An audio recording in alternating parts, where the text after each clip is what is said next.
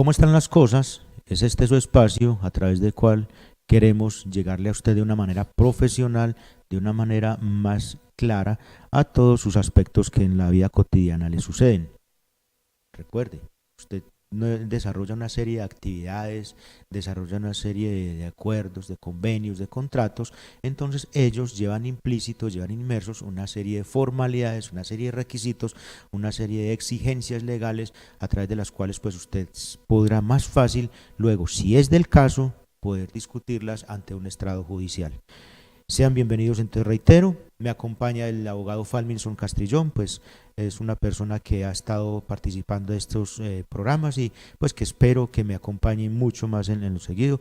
Les habla Leonardo Fabio Agudelo Castaño, soy abogado también, pues especialista en gestión administrativa y pues el área laboral que ya hemos desempeñado durante estos 16 años pues nos dan un poquito de propiedad para hablar de muchos aspectos. Bueno, Falminson, habíamos terminado en el programa anterior para seguir este bloque del contrato de arrendamiento de vivienda urbana. Vamos a retomar esta parte, contrato de arrendamiento de vivienda urbana. Habíamos terminado, Falminson, el programa anterior en algo muy importante, que hay que diferenciar la indemnización por terminación anticipada del contrato de arrendamiento. Cuando el arrendador o cuando alguna de las partes decide rescindir ese contrato que estaba vigente entre las partes, es decir, desea terminarlo de manera anticipada, el arrendador o la parte que lo termina está en la obligación, en este caso estamos hablando del arrendador, el arrendador está en la obligación de darle a título de indemnización al arrendatario 3 cánones de arrendamiento. ¿Pero a qué razón? A razón de que va a terminar de manera anticipada ese contrato que estaba vigente entre las partes. En esa medida se le están, digámoslo así, como vulnerando unas expectativas legítimas que tenía el arrendatario de tener este bien en uso y goce hasta el 31 de diciembre del año 2018, según el ejemplo que acabamos de colocar. Y a título de indemnización por terminar ese contrato de manera anticipada, el arrendador está en la obligación de entregarle al arrendatario, 3 cánones vigentes para el momento de la fecha de terminación del contrato, eso sí, previamente enviándole una comunicación por escrito que no va a dar por renovado ese contrato. Bueno, quede muy claro pues esta figura, listo. Entonces, vuelvo y reitero y aclaremos bien esta situación. Listo, ahora, el contrato va del 1 de enero del 2018 al 31 de diciembre del 2008. Vamos a generar mucha claridad para diferenciar cuándo es procedente la indemnización y cuándo no. Ahora, el contrato se vence el 31 de diciembre y el arrendador no quiere renovar el contrato. ¿Qué es lo que tiene que hacer el arrendador? Claro, en este caso estamos bajo un supuesto diferente, ¿cierto? ¿Por qué? Porque sencillamente el arrendador dice, yo no estoy interesado en continuar con este arrendatario, deseo dar por terminado el contrato, pero entonces lo que hace en este caso el arrendador es simplemente 3 meses antes de la fecha del vencimiento de ese contrato, esto es, antes del 31 de diciembre del respectivo año, del año 2018, para el supuesto que estamos hablando, le envía una comunicación por escrito a la dirección que aparece en el contrato suscrito entre las partes, informándole de que ya no va a renovar el contrato de arrendamiento. Porque ¿cuál es el efecto que surte eso si no se envía esa notificación por correo certificado? Aclarando que debe ser por correo certificado. ¿Cuál sería el efecto, Falminson, que cubre esta situación? Sería que el contrato de arrendamiento se entendería renovado por un periodo igual. Automáticamente por un periodo igual. Esta carta que se le envía al arrendatario es conocida como el desahucio que se le hace al mismo, simplemente informándole que el contrato no va a ser renovado. Ojo, y en este caso muy importante, Leonardo, no hay lugar al pago de indemnizaciones. El arrendador no está en la obligación de pagarle a título de indemnización alguna al arrendatario los cánones de arrendamiento de los que hablábamos con ocasión de la terminación anticipada del contrato. Entonces la diferencia aquí ¿cuál es? En este caso, el arrendador está esperando sencillamente a cumplir el contrato y 3 meses antes le informa, ya no voy a renovar el contrato. En el caso anterior es diferente, ¿por qué? Porque el arrendador lo está dando por terminado de manera anticipada. Entonces, diferenciaciones.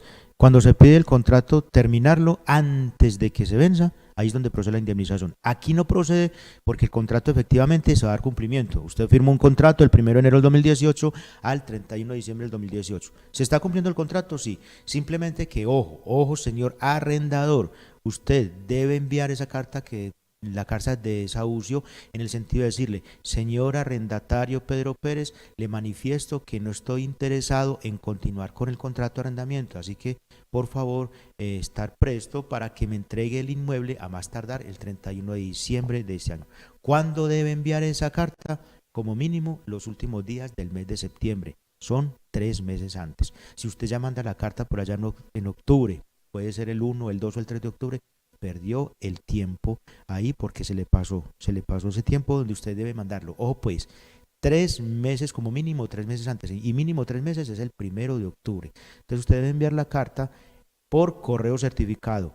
Ojo, que se cae un proceso cuando usted va a la casa al señor y le toca: Pedrito Pérez, arrendatario, fírmeme aquí que ya no le voy a volver a hacer. Muchos, lo digo por la casuística laboral, que muchos procesos se caen porque no se notifican de debida forma. Entonces usted sencillamente va a una empresa de correos, allí le dice: necesito enviar esto por correo certificado a esta dirección para que pueda surtir efectos de ley. ¿Estamos claros? ¿Cierto? Porque lo acaba de decir el abogado: si usted no cumple con este formalismo, con este requisito, el contrato de arrendamiento automáticamente se renueva otro año. ¿Hasta cuándo se va el contrato de arrendamiento? Hasta el 31 de diciembre del año 2019. Vamos claros por ese aspecto, ¿cierto, Farminson? Es importante que generemos mucha claridad en este aspecto a la comunidad.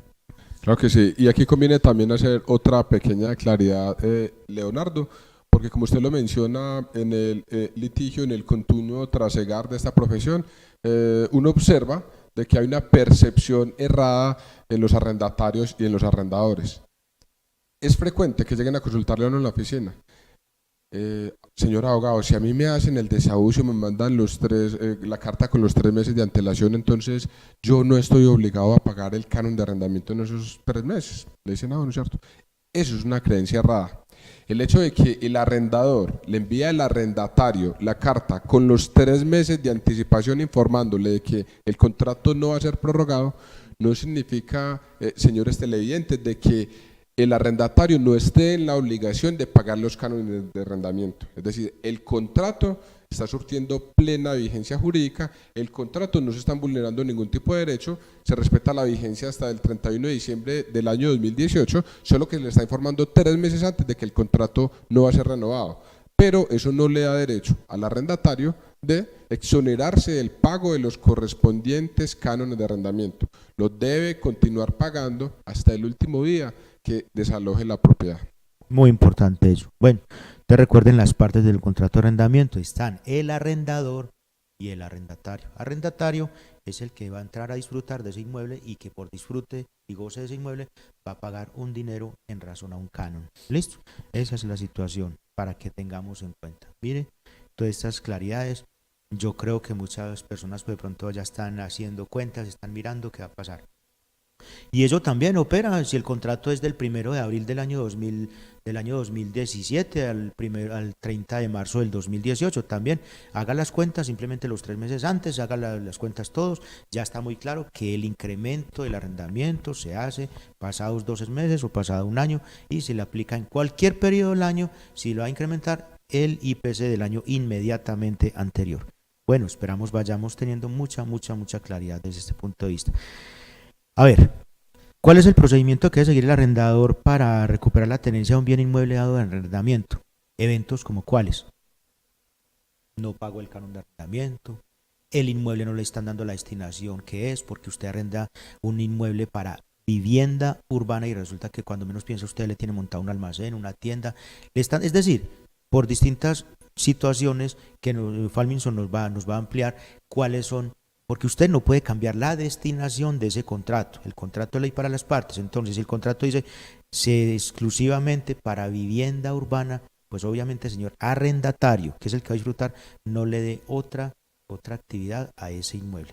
Entonces, de todos modos, Farminson, bueno, están esos aspectos: no pago el canon, da la destinación, maltrato del inmueble, destrucción del inmueble, venta de situación de alucinógenos en el inmueble, bueno, cosas como estas que dan vía a que el arrendador solicite la restitución del inmueble. Aclaremos esto. Claro que sí, la ley consagra, Leonardo, diferentes causales por las cuales el arrendador, por ejemplo, podría dar por terminado ese contrato de arrendamiento. Por ejemplo, el no pago oportuno de los cánones de arrendamiento, el no pago de los servicios públicos, que den lugar, por ejemplo, a la suspensión de estos servicios públicos, la destinación, como usted lo mencionaba, Leonardo, para un objeto diferente al cual fue arrendado. Recordemos, esta vivienda urbana es destinada para la vivienda de un grupo familiar, no para montar un establecimiento de comercio. Es una causal también para terminar el contrato de arrendamiento. O una también, por ejemplo, muy común, Leonardo, que la gente le arriendan una propiedad y empieza a subarrendar la misma propiedad. En el contrato está establecido de que la prohibición más bien de subarrendar parte de ese inmueble de vivienda urbana. En esa medida, todas estas causales establecidas también en la ley 820 del 2003 dan lugar al arrendador para exigir la terminación del contrato. Ahí necesariamente, Leonardo, hay que iniciar un proceso judicial, un proceso que se adelanta ante el juez del municipio. Es un proceso que pues, en algunos casos puede ser expedito, pero en otros casos puede ser muy lento, demorado, dependiendo de unas circunstancias puntuales de cada tipo de proceso. Permíteme mencionar ahí un paréntesis, venga. Es bueno acotar y un paréntesis aquí en este sentido, porque yo sé la angustia del propietario del inmueble o del arrendador. Sabe uno la angustia, o de cualquier persona que contrate a un abogado para los servicios profesionales. Sabe uno la angustia y ellos quieren que las cosas sean así rápidas, que esto salga rápido. Es claro, dejar aquí en conocimiento de la comunidad de que el abogado pues simplemente él presenta toda la demanda, presenta todos los requisitos, toda la situación, pero el adelanto del proceso, la continuidad del proceso, la rapidez del proceso depende es del juez de turno. Eso muy en claro, porque hay veces, caso concreto me ha sucedido, porque lo que le sucede a uno, que lo contrataron, para que me hagan el favor, listo, este proceso de restitución de inmueble de arrendamiento, y creen que eso va a salir en 1 o 2 meses. No, señores, lamentablemente hay juzgados que se están demorando 8, 9, 10 meses, 11 meses, 1 año, 1 año y medio, 2 años. Eso depende cómo se vaya complicando el proceso. Entonces, mucho cuidado, para que más adelantico pues hablaremos de pronto las garantías que usted se debe amparar para que usted no pierda ni un centavo, pero por el momento entonces quería dejar ese paréntesis. Listo. El impulso procesal valga la redundancia, de ese medio de control de ese proceso es en cabeza del juez. Si por el abogado fuera, qué rico decirle al cliente, le soluciono eso en 1 mes, en 2 meses, muy bien, pero no es el abogado, es el juez. Ahora sí, cierro paréntesis, abogado, continuemos entonces para la restitución del inmueble. Claro, entonces se inicia un proceso, Leonardo, como usted ya lo mencionaba, ante un juez de la República. Necesariamente tiene que tener una representación judicial el arrendador, que va a solicitar la restitución de ese inmueble arrendado. Tiene que hacerlo por intermedio de apoderado. Se presenta una demanda ante un juez y, como usted lo menciona, la prontitud del proceso, la celeridad del proceso dependen de muchos factores, el volumen de trabajo que tenga el juzgado, pero eso no obsta, si un proceso se demore, por ejemplo, 6 meses, 8 meses, 9 meses, hay que tener en cuenta también, y el arrendatario tiene que ser muy consciente de esa situación. Esos 8, 9 meses, 10 meses que vaya a terminar el proceso, van a ser susceptibles también de ser cancelados o de ser cobrados en ese proceso judicial, los cánones de arrendamiento que se vayan causando. Y aquí hay una recomendación también para el arrendador. En estos contratos de arrendamiento es bueno que se coloque también unos deudores o unos coarrendatarios, que son los que finalmente van a contribuir a financiar eventualmente o a sufragar los gastos que generen este tipo de situaciones. Un arrendatario que se quede en una propiedad viviendo, por decir algo, 8, 9, 10 meses sin pagar el canon de arrendamiento, o que subarrende la propiedad, no quiere entregar la misma. ¿Con qué va a terminar finalmente este proceso? Va a terminar con una orden de un juez ordenando el desalojo de esa propiedad. Yo con esta situación que de pronto los arrendatarios, hay muchos arrendatarios, lo ve uno en la práctica, se escudan en muchas situaciones para abstenerse de entregar esos bienes inmuebles. Lo cierto es que la ley, dura ley, pero es la ley, consagra diferentes mecanismos para que estas propiedades sean entregadas aún por una orden judicial, aún a la fuerza. Que hay hijos menores, entonces comisionan a la comisaría de familia para que se haga cargo de estos menores, a la policía para que situaciones tan lamentables como ir a hacer un lanzamiento, sacar todas las cosas de esa propiedad y colocarlas como en un andén en la parte de afuera de la calle. Entonces son situaciones muy coyunturales, pero en esto es lo que va a terminar un proceso judicial en caso de que las partes durante el proceso no decidan ponerse de acuerdo frente a la entrega del inmueble y frente a los pagos de los cánones de arrendamiento que estén adeudando. Bueno, entonces queda muy claro cuándo opera la restitución del inmueble, y que puede operar en cualquier momento, es en eso. Ya lo hemos dicho, si el contrato está por un año, pero resulta que a los 3 o 4 meses se empezó a colgar el arrendatario en el pago de los cánones de arrendamiento, ¿qué se puede hacer? Solicitar al juzgado restitución del inmueble. ¿Listo? Que el señor le está dando destinación diferente, solicitar así sea en cualquier periodo. No tiene que, simplemente ¿por qué? Porque es que la demanda se basa en que se está incumpliendo el contrato de arrendamiento. Listo, por cualquiera de estas causales ya las vimos. Permítame, nos vamos a un pequeño corte y en un momento retornamos con este tan importante casuística que tenemos hoy. Muchas gracias.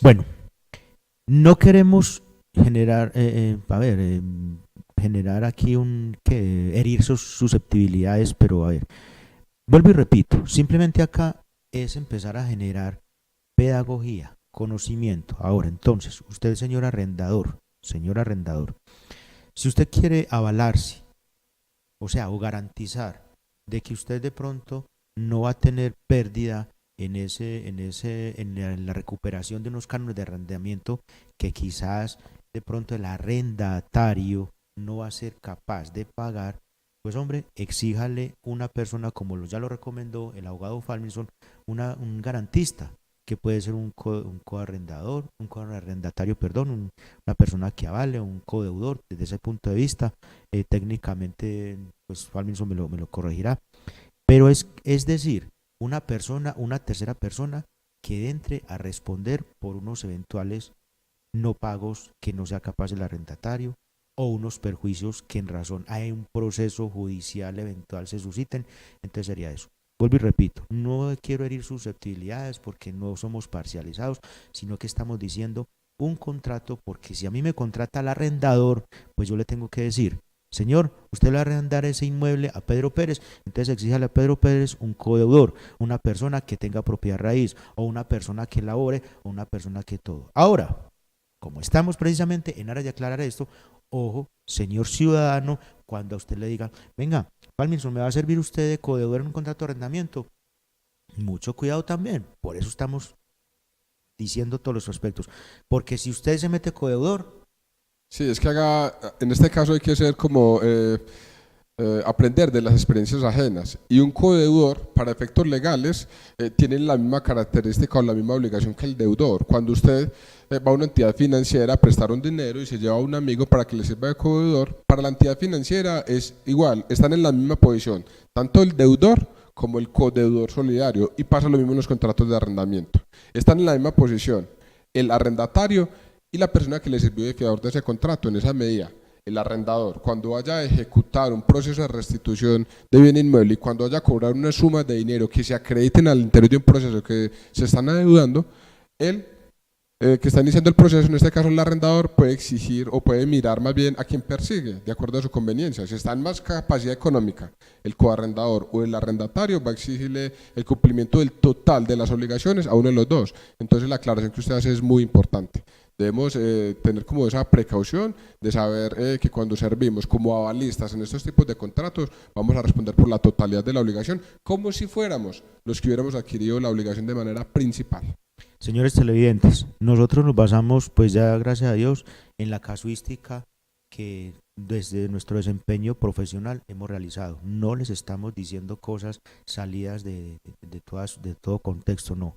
Es porque en la realidad está sucediendo. Caso concreto, usted fue codeudor de un contrato de arrendamiento de Pedro Pérez y usted está tranquilo, está laborando, está todo lo bien. Cuando menos piensan, le llegó a usted una notificación de una demanda. Sencillamente, señor, ¿por qué? Porque usted sirvió de aval a Pedro Pérez en un contrato de arrendamiento y resulta que Pedro Pérez no volvió a pagar arrendamiento, dejó todo tirado y allá está viviendo y sencillamente, como usted tiene capacidad de pago, usted entra a responder. Entonces, pues, vuelvo y reitero, no es aquí simplemente aquí hablar por hablar, sino dejar en claro. Hablemos de la parte entonces del arrendador, sencillamente si tiene dudas con respecto al arrendatario, exíjale un codeudor. Usted como codeudor, si se va a prestar como codeudor, tenga en cuenta, tenga en claro que usted prácticamente está entrando a responder por esas obligaciones de esa persona. Mucho cuidado. Igual el arrendatario, pues de pronto el arrendatario, pues hombre, de buena fe o como sea, pues presentar también una persona que lo vaya a avalar, pero ante todo sí solicitarle que como usted va a disfrutar de un bien de un tercero, pues hombre, lo mínimo que puede hacer es esforzarse por cumplir con ese contrato de arrendamiento para que no se vea inmerso en otras situaciones. Claro que sí, y otra acotación en cuanto al proceso judicial de la restitución del inmueble arrendado. Hay que tener en cuenta de que si el proceso se inicia por la falta de pago de cánones de arrendamiento, en la demanda se puede solicitar una medida. ¿Y cuál es? Solicitarle, una solicitud que se le hace de manera respetuosa de que no sea escuchado el arrendatario hasta tanto cancele los cánones de arrendamiento en el proceso. En esa medida, para el arrendatario poderse hacer parte en ese proceso, el juez le va a exigir que aporte prueba sumaria del pago de estos cánones o de la consignación de los mismos a órdenes del juzgado, so pena de que aún teniendo su propio abogado, el arrendatario no va a ser escuchado en el proceso. En esa medida, el proceso tiende a ser más ágil en la medida en que en una audiencia se puede estar surtiendo el fallo, se ordena la restitución del inmueble arrendado, se comisiona, en caso de que el arrendatario no quiera entregar ese inmueble dado en arriendo, se comisiona a la autoridad pública pertinente para que vayan a ese inmueble y hagan el correspondiente desalojo por la fuerza, si es del caso de esa propiedad. Muy importante también eso, muy importante también, porque es que miren que todos esos aspectos son los que van dando claridad. Y también, vuelvo y reitero, abro otra vez paréntesis, reitero, ojo, que la celeridad del proceso no está en manos del abogado, sino también del juez. Y acaba de manifestarlo ahorita Farmison, el comisionado. Resulta que cuando al momento de la restitución del inmueble, que es una diligencia muy engorrosa, muy hasta traumatizante también, de tener que ir el inspector de policía allí al inmueble y empezar a sacar ese inquilino, ese arrendatario de allí, eso es una diligencia que la están programando también lógicamente porque el juzgado, la inspección de pronto tiene mucho trabajo, pero para que tengamos en cuenta que esa lentitud se sale de las manos del profesional. Bueno, vamos aquí a acotar una cosita. Vamos a acotar aquí una cosita para que nos vamos ya con la última. Pues este espacio es muy bueno, pero es muy corto. ¿Cuál sería la recomendación entonces para el arrendatario o el arrendador a la hora de entregar un bien inmueble? Tengamos en cuenta eso, porque usted también, señor arrendador o arrendatario, entregue un inmueble en buenas circunstancias. Si usted es arrendatario, percátese también de que ese inmueble esté en buenas condiciones. Pero a ver, en la manera global y general, Falminson. Claro que sí, Leonardo. De manera general, las recomendaciones que uno daría a la hora de entregar un inmueble urbano para vivienda serían ¿cuáles? Suscribir un contrato de arrendamiento, que claramente estén contenidos los nombres de las partes, las direcciones, el canon de arrendamiento, las fechas en las que se va a pagar ese canon de arrendamiento. ¿cierto? Debe estar contenido ahí claramente qué es lo que se está entregando en arrendamiento, claramente especificado el bien, si es solamente una parte del bien, si es todo el bien, si tiene unos servicios conexos que se están brindando también o que hacen parte de ese arrendamiento, ¿cierto? Es recomendable también, a título personal, de que ese contrato de arrendamiento tenga a su vez unos coarrendatarios, unas avalistas, unas personas que van a servir como garantes de esa obligación. Ahora, para el arrendatario, ¿qué le recomendaría?